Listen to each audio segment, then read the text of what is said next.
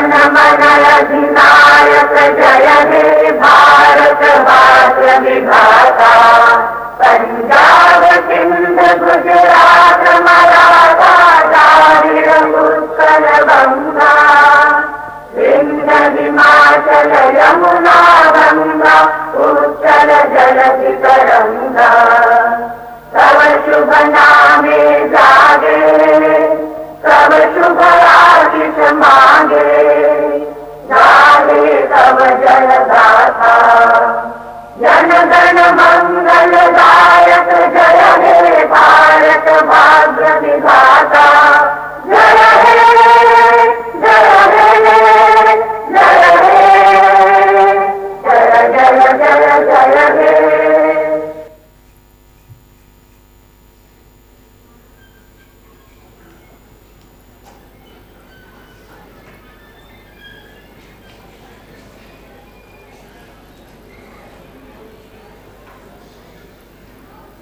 A warm welcome to our audience this evening.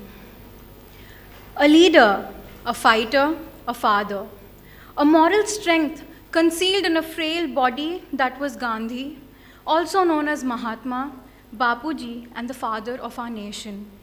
The three cardinal principles of non-cooperation, non-violence, and truth with which he fought are the weapons of Martin Luther King and many others to fight their people, to fight for their and the like, hold immense relevance at this juncture.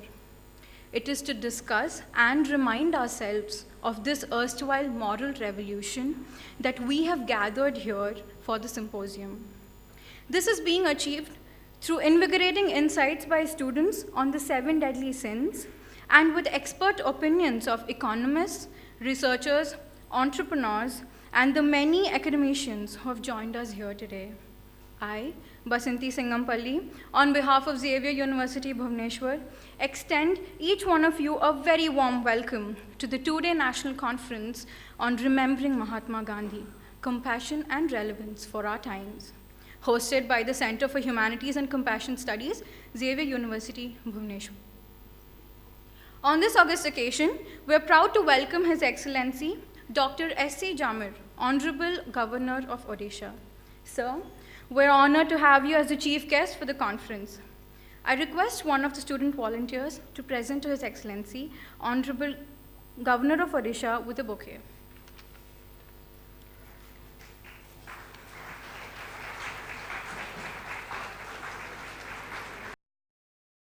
Dr. Father Paul Fernandez.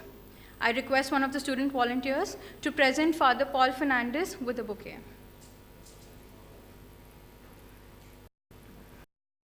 Registrar, Professor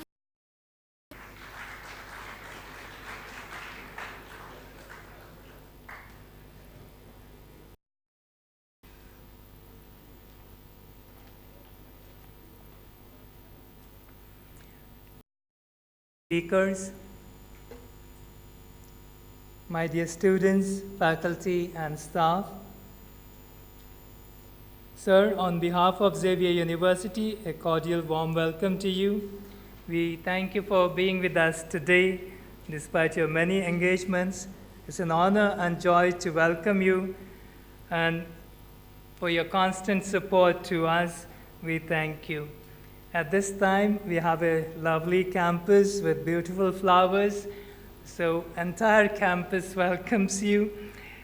Today is the Martyrs' Day, a day of prayer, reflection, and peace. And sometimes we must stop, sometimes we pray, sometimes we continue to do what we have to do. And therefore, as we honor on this day, the Martyrs' Day, we remember how we lost the father of the nation, what he stood for, his vision, his views, his ideals, and how we are inspired by those and how they become part of us.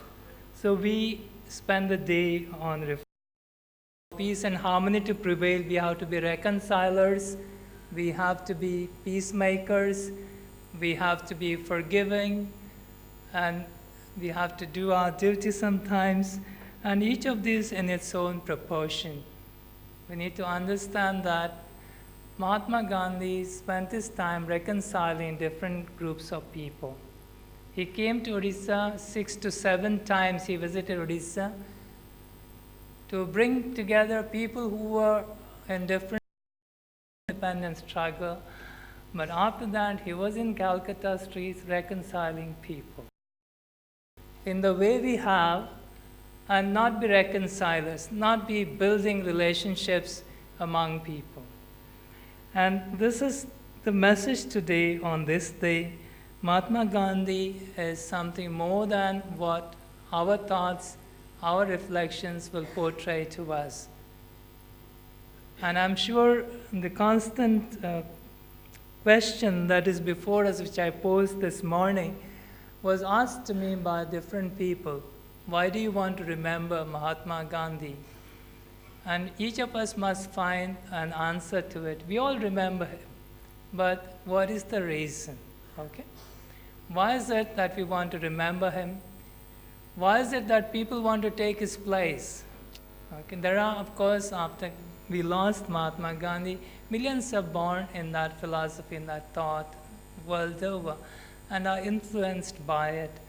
And today we must think about how we can be peacemakers, how we can be reconcilers, how we can build bridges across humanity, across the divides that this humanity has experienced. So every time when we think of him, maybe our times are different, but in many ways we experience the violence, we experience the injustices, the inequalities, and which were present at his time also. So there's also the connection as to what we need to do in our times. How do we respond to it? We need to feel that path of association in our hearts. God is also love, compassion, and so on. So in a way, humanity has a greatness if it is in touch with God and in our own innermost feelings. So we at the university want to hear the academic discourse, of course, but also be aware of the wellsprings of compassionate humanity. We would like to take home the inspiration that emanates from his life, and we would like to be also counted among his followers. Often we assume that we are followers. Are we worthy to be his followers? We need to be counted among his followers. There is much in all the sessions that we will have today, later session, and tomorrow. Much to think about, much to reflect, much to have good conversations. I wish each one of you the very best and a good experience to take home. Thank you very much. Once again, sir, I want to thank you for being with us, supporting us in many ways, and universities together to solve problems so that we have a better higher education in the state. As we honor the memory and the vision and the inspiration message today and take it home, his memory is an inspiration to all of us, particularly younger leaders, students here who would be the future agents of change in transforming India with a compassionate spiritual force that emanates from them to the world. Thank you very much. God bless you.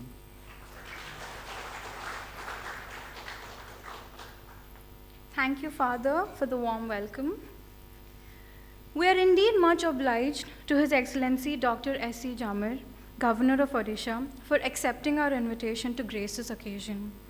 Dr. Jamir wears the proud title of being the first member of parliament from the state of Nagaland, elected in the year 1961.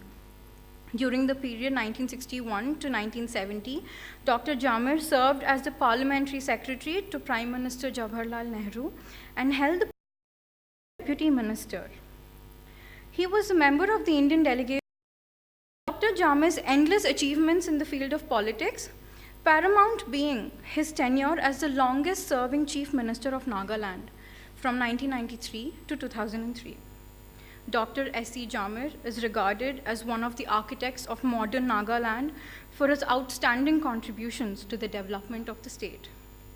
Before being appointed as the governor of Odisha, Dr. Jamir served as the governor of Goa, Maharashtra, and Gujarat. Sir, I request you to address the gathering.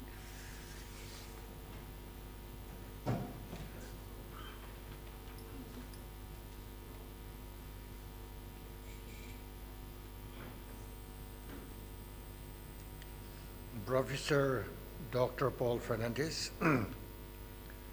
Vice Chancellor, St. Xavier University, Bhubaneswar, Registrar Professor Father E. Augustine, faculty members, invitees, dear students, media persons, ladies and gentlemen. It is an honor to address a national conference on Father of Nation Mahatma Gandhi on a day when we are observing Gandhiji's Martyrdom Day. Let me at the outset pay my homage to Gandhiji. I offer my deep appreciation to Center of Humanities and Compassion Studies of St. Xavier's University, Bhubaneswar, for holding this conference today as a mark of tribute to Gandhiji and also as part of its academic curriculum. Today's seminar is organized on remembering Mahatma Gandhi, compassion and relevance for our times. That lacks peace, compassion, and erosion of values, Gandhiji is more relevant today than recapture the spirit and human touch of Gandhiji. I just ask a question to myself: from where should I begin the subject of my speech? I decided to begin from the end. Gandhiji passed away on 30th January 1948. When I take the cognizance of the great contribution that he has made to human history for the establishment of peace, it is peace for which he had to pay the price of his life. Gandhiji's march toward peace was from life to death. As we know, the Kantian view in general pertains to the welfare of the human world. Moreover, Mahatma Gandhi carried out his practices accordingly. Whatever he preached, he practiced them to clearly illustrate to the world that his life itself was his message. Mahatma Gandhi embodied in his life certain universal principles that are inherent in the moral structure of the universe, and these principles are inescapable while discussing or analyzing his views. We can categorically say that Kantian approach or view can be comprehended in real sense only if his ideas and practices are both put together in perspective. Now, in the 21st century, Gandhiji is a world phenomenon, footprints of great Mahatma. From former South African President Nelson Mandela had acknowledged the death of the country's struggle against. There is bond between us in our shared present experiences, our defiance of unjust laws, and the fact that violence threatens our spiritual talk about the and said, if it hadn't been for the non-violent movement in India, his dedication to non-violence, ahimsa, was uncompromising. For the first time, this non-violence has always, in Kantian thought, meant for not only a violent action, but love the sinner. The basis or the center of Kantian view is non-violence as the highest human value. Furthermore, non-violence itself is also the protector of human values, including morality, originate from non-violence. It is the means of development in achieving the goal of life. To repeat, non-violence is essential to find the non-violent philosophy of Mahatma many a time. For example, he said, and I quote, "I found in the non-violent resistance philosophy of Gandhi the only morally and practically sound method open on anything that is anti-democratic was profound and transformative. In diverse struggles against oppressive regimes around the world, Gandhian ideas and tools have been successfully put into practices, thus justifying Gandhiji's belief that if the cause is just, and if you're prepared to struggle in the way of truth and nonviolence and to undergo self-suffering, then victory will be undoubtedly be yours. When there is an unprecedented Holocaust, the world looks to one man, and that is Gandhiji, and his nonviolent action to fight the most fundamental. As United Nations honored him by declaring 2nd October, his birth anniversary, as International Day of Nonviolence. In the current perspective, when globalization is on the rise day by day, Gandhi at the global level, it is because you cannot divide life, social, economic, political, and purely religious into watertight compartments, unquote. Furthermore, Gandhi accepted the reality of interconnectedness of all spheres of life and discussed their essential and inevitable effect on one another, and therefore called for solution of conflicts, disputes, problems, and struggles without any prejudice. He particularly inspired and encouraged people to be ready to action to win justice, freedom, and equality on the basis of high human values, particularly nonviolence. Gandhiji called for readiness to compromise always, but without surrendering self-respect and by abiding to truth and morality. Nonviolence is compassion. At midnight of 15 August 1947, Pandit Jawaharlal Nehru spoke on the transfer of power that was then taking place from the British government to India. He referred to Gandhiji, who was absent, as one who, if he could wipe every tear from every eye, nowhere in our time, perhaps even for 1,000 years, have men known one with greater compassion for his fellow men and women. When he could not give them the clothes they needed, he reduced his own to the barest minimum. When the removal of untouchable slums was beyond his power, he made his home in one. He dedicated his life to the breaking of the chains that bound his people.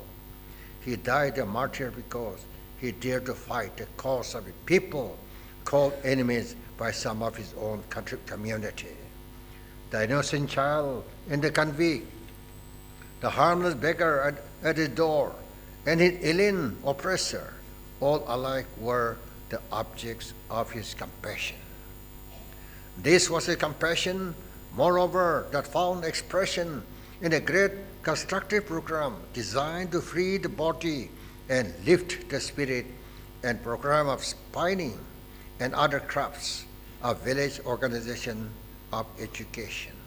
For him, the spinning wheel became the symbol par excellence of nonviolence. It united the people peacefully and in common trust. It promised relief from degrading poverty. The truth he asserted were, one man can make a difference. Strength comes not from physical capacity, but from an indomitable will. He who fails, fails. And if no one else joins you in a righteous cause, walk alone. Gandhiji's socio-economic impact is as striking as his political impact. The impact of Gandhi's call was most dramatic in the case of women's participation in public life and their emancipation. He called on Indian women to join the freedom struggle. Initially, they came as volunteers at the Congress session, but became active participants in the non-violent movement. The movement to violate the unjust British law which prohibited Indians from making salt, and the movement to boycott foreign cloths. Thus, women who had never stepped out of their homes overnight started picketing liquor shops and burning foreign clothes. At Gandhiji's behest, there grew also a love for simplicity and a move away from ostentatious in women's dress. Indian women, for the first time in their history, thus combined their roles as wives and mothers with their new roles as non-violent warriors. With independence came full legal equality for women with men and universal suffrage. Gandhiji's enlightenment revealed itself also in his deep respect for all religion other than his own. Even though he was a devout Hindu, he often said that he was as much a Muslim, a Christian, a Sikh, a Buddhist, Jain, and Parsi as he was a Hindu. There were readings from all the holy books at his prayer meetings. He used to freely forgive his bitterest critics and enemies and spoke only of his regard and admiration for them. In his own inspiring, Gandhiji was a man of simple living and high thinking, which has been set as an example to us. He was a pioneer of truth and nonviolence who started the Satyagraha movement for India's freedom.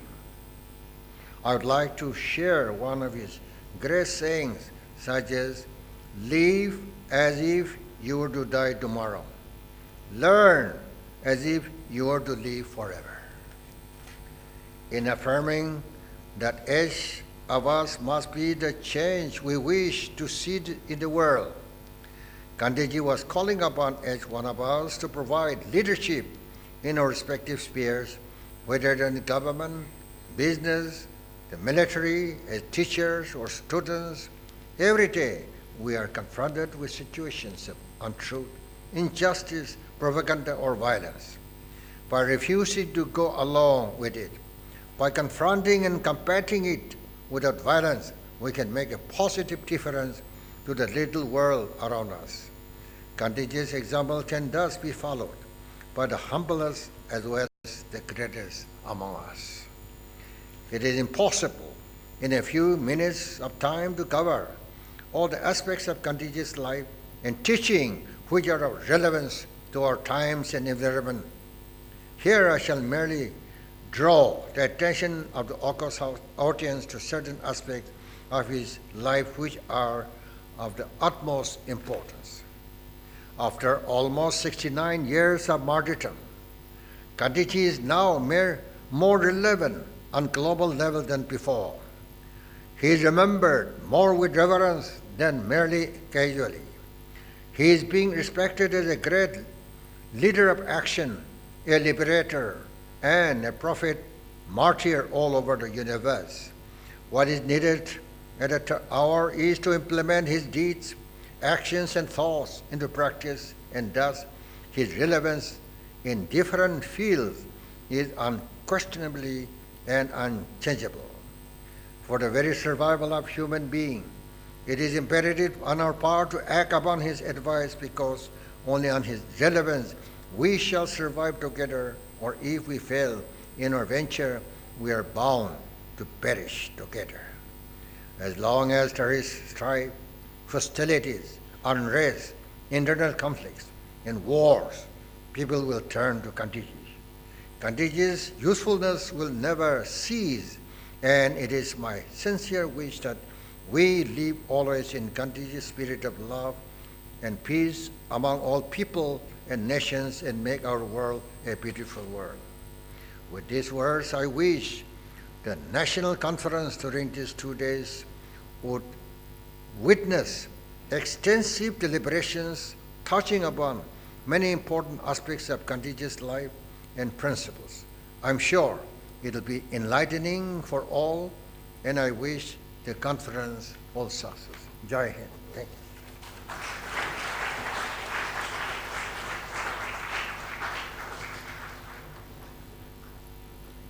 Thank you, sir, for sharing your valuable views with us. We deeply appreciate it. As students, imbibing Gandhiji's indomitable will, his patience, conflict resolution, tolerance, and the many attributes would sure take us a long way. To express our heartfelt thanks and gratitude to His Excellency, I request the Vice Chancellor to felicitate Dr. Jamir with a shawl and patachatra.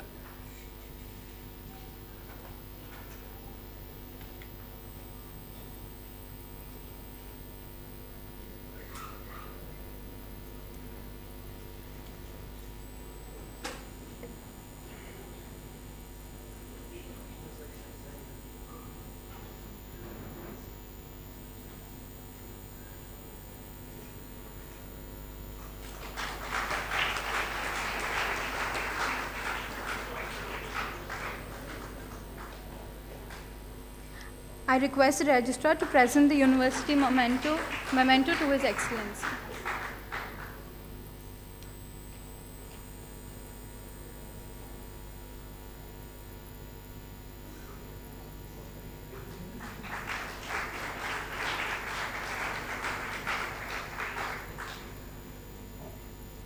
Now, may I invite our Registrar, Professor Father E.A. Augustine, to deliver the vote of thanks.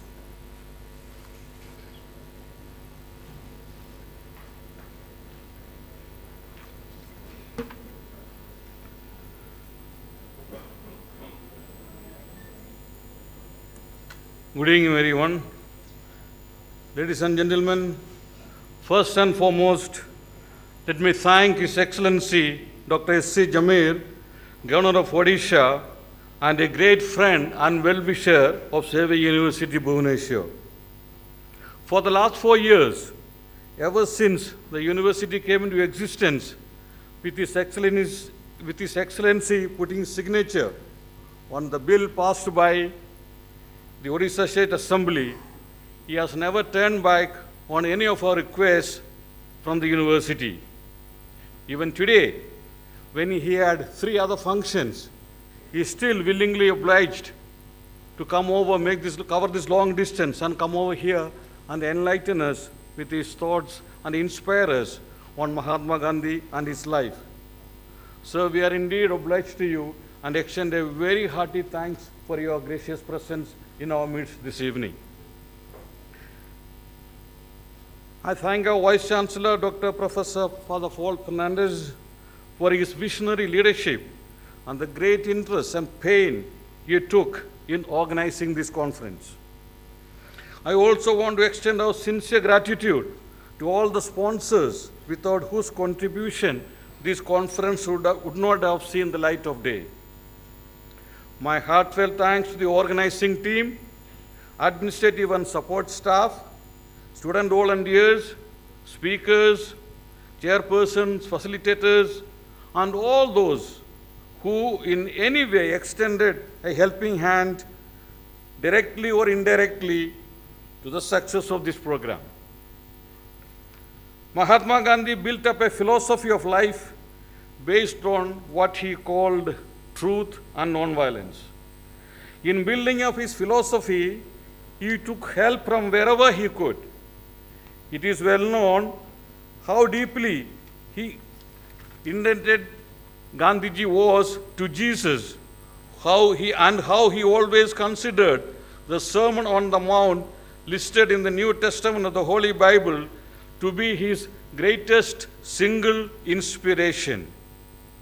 The philosophy of turning the other cheek was the foundation of his whole Satyagraha movement, first developed in South Africa in 1906 and then in India. J.S. Abbott, in his biography on Napoleon Bonaparte, quotes Napoleon, "I have so inspired men that they would die for me. The lightning of my eyes, my voice, a word from me, then the sacred fire was kindled in their hearts." I do indeed possess the secret of this magical power that lifts the soul. Similarly, Gandhiji too possessed a priceless charism that could lift people's soul and inspire them to do remarkable things. In one of his essays, Ralph Waldo Emerson has this remarkable line: "Our chief want in life is somebody who can make us do what we can. And a person who can do this is a great leader." Mahatma Gandhi was one such leader who could influence people and fire them up. Today, as we recall his life, message, values, and draw inspiration from him and from his life and example, let us uphold his values and principles in our day-to-day life. My best wishes to one and all. Thank you all for your gracious presence and participation. God bless you.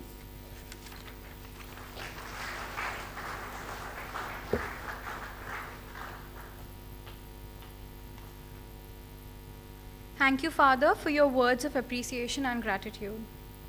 I thank everyone for their presence and contribution to make this event a grand success. I request everyone to please rise for the national anthem to close the session.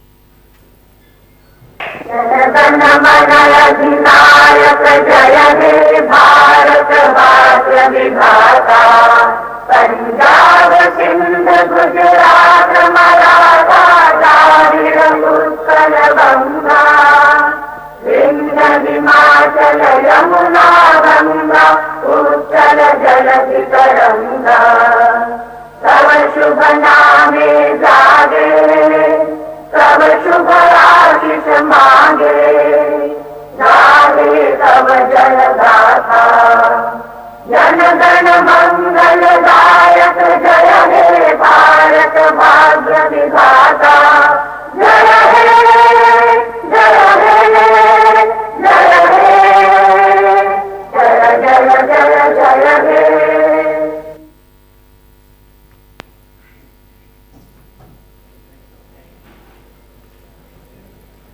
Please remain standing.